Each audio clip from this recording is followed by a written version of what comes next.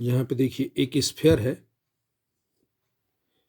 Sphere 3 dimensional figure ball.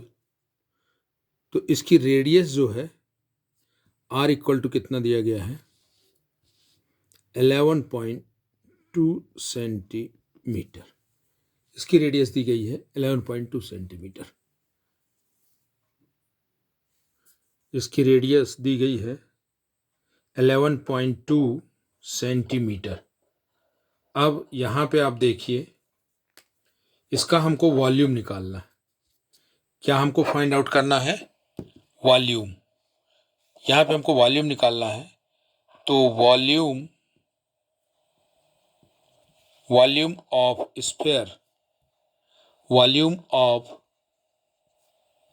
Sphere, volume of sphere equal to 4/3 pi r cube. ये volume of sphere का formula, sphere का volume निकालना। और volume को ही हम कैपेसिटी बोलते। कैपेसिटी मतलब कितनी एयर ये कंटेन कर सकता है, यही उसकी कैपेसिटी है। और इसी को हम वॉल्यूम, अब हमको ये वॉल्यूम जो निकालना है, इस वॉल्यूम को निकालने के लिए हम वैल्यू पुट करेंगे। यहाँ पे हम लिखेंगे 4/3 पाई की प्लेस पर 22/7 और रेडियस की जगह पे हम रखेंगे 11.2 का क्यूब, 4/3 पाई आर क्यूब। अब यहाँ पे देखिए 4/3, इसको हमने लिखा 22/7 लिखा ही है, इनटू इसको देखिए 11.2 का क्यूब है। इस 11.2 के क्यूब को हम लिख सकते हैं, 11.2 को पहले लिखेंगे 112/10, डेसिमल का 1, तो ये बना 112/10। और ये कितने टाइम्स है 3 टाइम्स है, तो ये हो गया 112/10 और 112/10। ये 3 स्टेज में ये आया। अब देखिए यदि आप इसको कट कर रहे हैं तो ये 7 से कट जाएगा, 7 1 जा 7, ये कटा इससे 7 1 जा 7, 4 रिमेनिंग, तो 2 मिल करके हो गया 42, 7 6 जा 42। अब देखिए ये 2 से कट जा रहा है 10, ध्यान दीजिएगा। यदि आप कंप्लीट कट जाए 10, यानी पूरा का पूरा 10 कट जाए, then we will cut it. तो देखिए यदि हम इसको 2 से कट करते हैं तो यहाँ पे कितना बचेगा 5, यहाँ कितना बचेगा 5, यहाँ कितना बचेगा 5। तो 5 × 5 × 5 यानी 125 हो गया। तो इन कंपेरिजन आप 10 से डिवाइड करने के 125 से डिवाइड करना टफ पड़ेगा। तो हम इसको अब इसके आगे नहीं कट करेंगे। अब हम इसका कैलकुलेशन कर देंगे, 4 × 22 × 16 × 112 × 112। ये क्वेश्चन ही ऐसा है कैलकुलेशन वाला। और इन सब के अपॉन में क्या बचा यहाँ पर 3, और ये जो है तीनों 10 मिलकर के बन गई कितना 1000। तो कंपेरेटिवली 1000 से डिवाइड करना ज़्यादा आसान होता है, क्योंकि बस डेसिमल को शिफ्ट करना रहता है।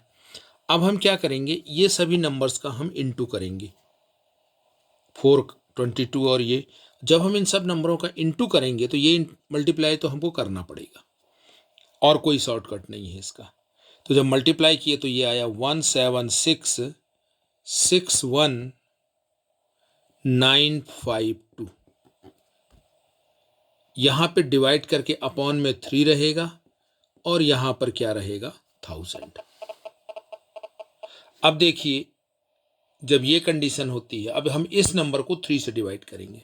तो 3 से डिवाइड करना क्या होता है, आसान होता है। तो जब हमने इसको 3 से डिवाइड किया तो ये आया 5887 और 317.33 और इन सब के साथ में अभी अपॉन में क्या बचा हुआ है, 1000, अपॉन में 1000 बचा हुआ, तो ये 1000 एज इट इज आ जाएगा। अब यहाँ पर देखिए जब हम इसको 1000 से डिवाइड करेंगे तो 3 जीरो है, तो डेसिमल जो है 3 पॉइंट इधर खिसक जाएगा, तो ये बन जाएगा नंबर देखिए 5887.31733। अब यहाँ पे देखिए नेक्स्ट शिफ्टिंग क्या हो रही है, देखिए ये जो 7 है, इस 7 के कारण देखिए 3 है तो लेस देन 5 है, नो प्रॉब्लम।